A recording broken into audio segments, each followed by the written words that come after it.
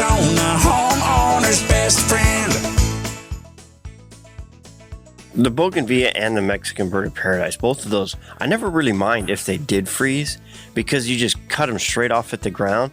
And by summertime, they're back in full bloom and vibrant.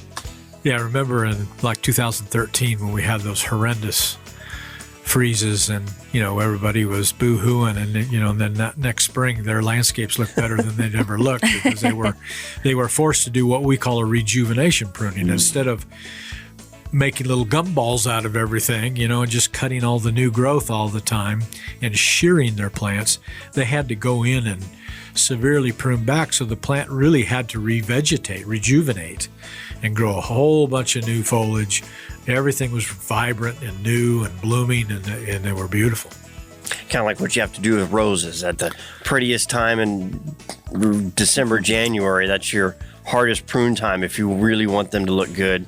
Sometimes you got to get your neighbor to come over and do it for you. It's hard to get to make yourself do it.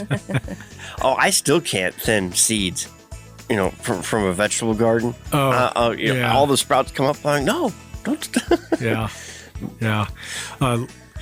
We had a county extension agent, Lowell True, years ago that would talk about stone fruits, peaches and plums. You got to thin them. You can't let them all. They'll break the tree down. They won't get big.